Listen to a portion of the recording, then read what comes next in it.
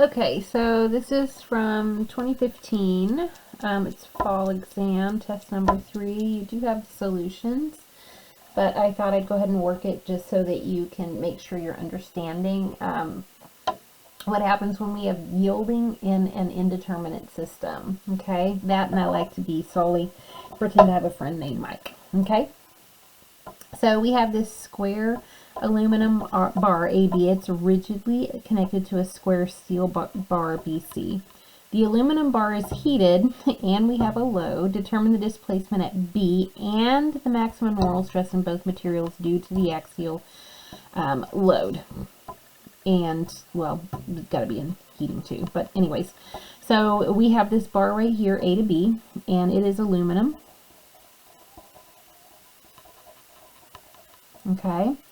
And it is attached to square. The aluminum bar is heated from, so we have a delta T of final minus initial. 160 minus 50 equals 110 degrees Fahrenheit.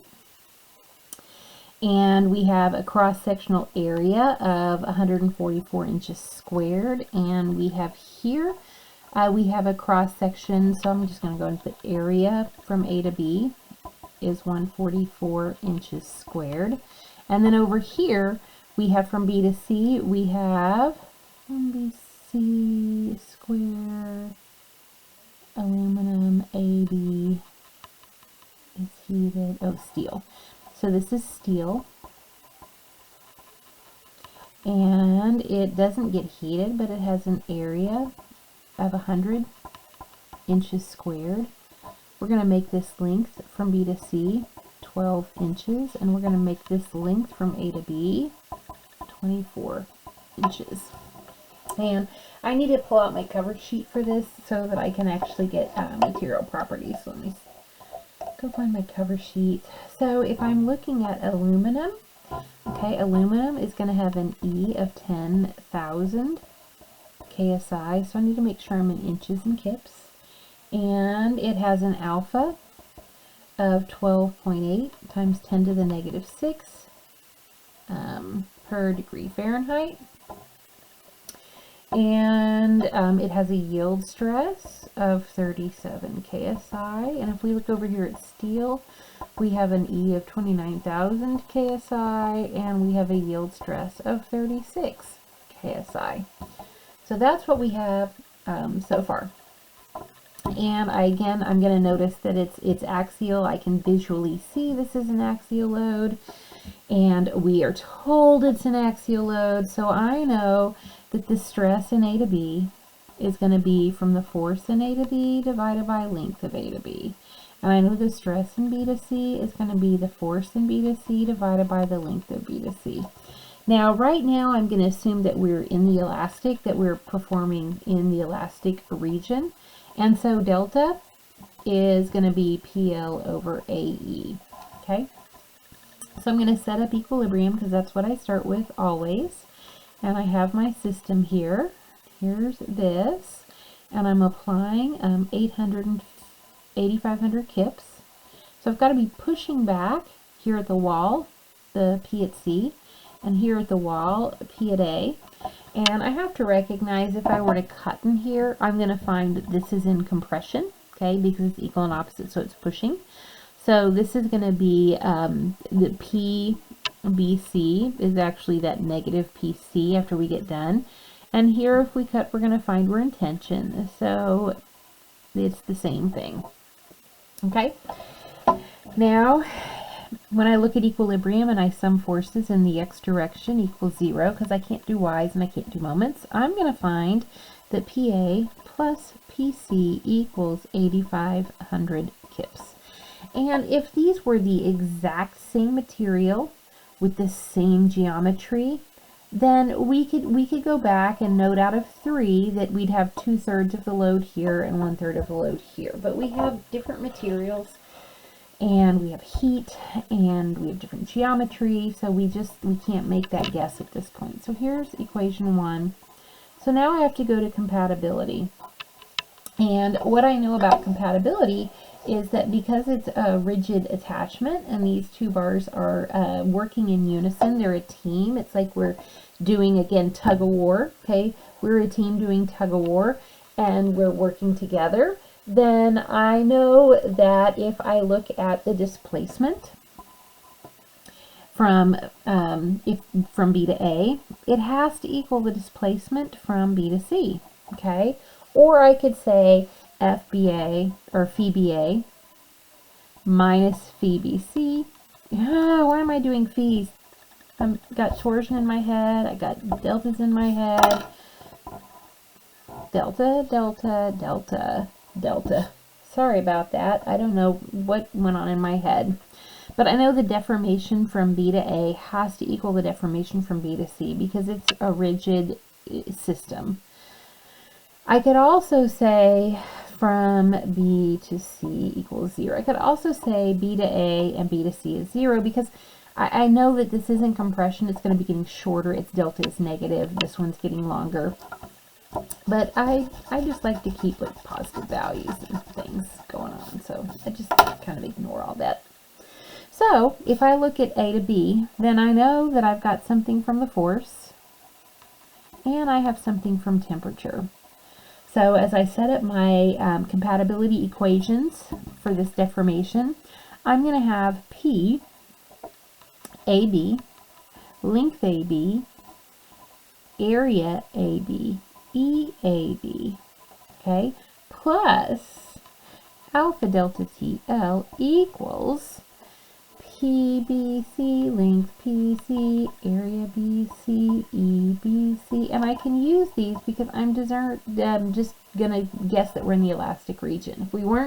If we yielded, this would not be necessarily the way we could do it. So let's just go ahead and start plugging things in. So I have PAB times length divided by area divided by 10,000, okay, plus alpha is 12.8 times 10 to the negative 6. My delta T was 110, and I'm back at that 24 inches, equals PBC, length, area, E. Okay, and we have this relationship now. Okay, so I'm going to take my calculator and start simplifying. Let's see, 24 enter, 144 divided by 10,000 divided by, and I get some super duper tiny numbers. So I get 1.666667 times 10 to the negative 5th PAB plus 12.8 e to the negative 6, 110 times 24 times plus 0.033792 equals 12 enter, 100 divided by 29,000 divided by, and another tiny number. Okay. So now I can do some substitution, and I know that PA plus PC equals 8,500. And so I can substitute either way that I want to substitute. I can either substitute A into B or B into A. And let's just go ahead, and it doesn't really matter which way we do this. So I can say that PAB equals 8,500, doesn't matter, minus PBC. Okay, so I'm going to come over here, and I have 1.666667 times 10 to the negative 5th. Okay, PAB, so times 8,500, plus 1.666667 times 10 to the negative 5th times PBC. And this is actually negative. Okay, plus 0.033793 equals 4.137931 times 10 to the negative 6 PBC. Okay, so now what I have to do is some fancy schmancy work here, and I'm going to have to bring this value here and this value there. So give me a minute. So I have 1.66667 e to the negative 5, enter, change signs. And then I have 4.137931 e to the negative 6, bring it over as negative, whoops, negative, enter, change that to a negative and add it, and I get negative 0.000020846 equals. Okay, now I've got, I brought this over, so I'm going to take these over and this over. 1.66667 e to the negative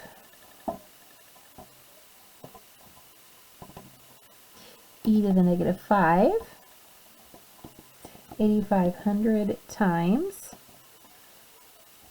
whoops, times, that's going to be negative as I take it over, and then I also have this 0.033793, it's going to come negative as I take it over, plus, and we might as well just make everything not negatives, I took it the wrong way, okay, so I get, this is force BC equals